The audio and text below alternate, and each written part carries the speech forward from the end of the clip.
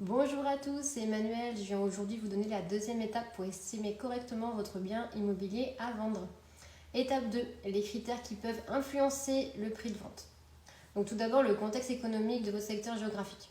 Il est à prendre en compte, mais il faut aussi prendre conscience de plusieurs points.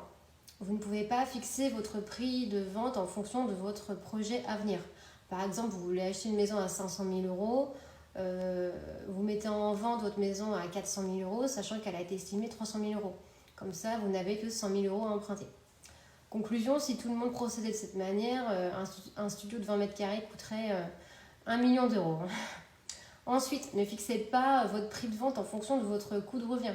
Par exemple, si vous avez fait des travaux de rénovation qui vous ont coûté cher, alors que le bien ne le nécessitait pas forcément, c'est pas possible. Exemple, un client qui avait remplacé son système de chauffage par une chaudière scandinave à 50 000 euros, capable de chauffer 300 mètres carrés alors que sa maison fait 100 mètres carrés, c'est pas possible.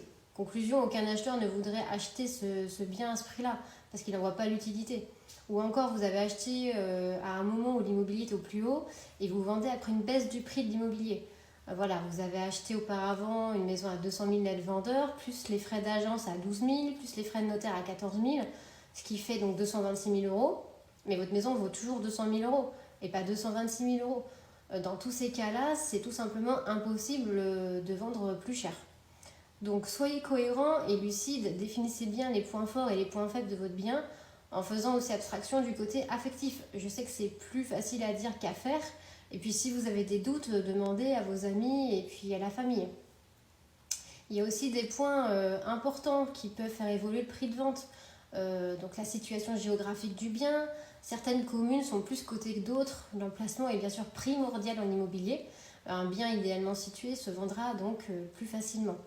En deux, l'impact du quartier et de toutes les commodités environnantes. Vous avez le plan local d'urbanisme, le PLU, qui est disponible en mairie, qui sera une source précieuse sur les orientations prévues en matière d'urbanisme. En trois, vous avez l'état général de votre bien, si votre bien est à rénover, à rafraîchir ou bien s'il est neuf. Les prestations aussi, les matériaux utilisés, la qualité des parties communes en appartement, le jardin ou encore la piscine en maison par exemple.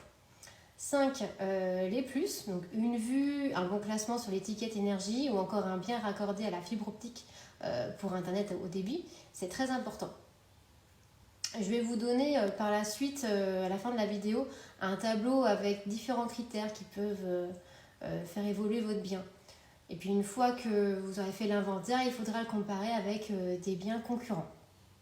Voilà, la deuxième étape est terminée. J'espère que ma vidéo vous a plu. N'hésitez pas à liker, partager et me laisser des commentaires. À bientôt. Bye bye.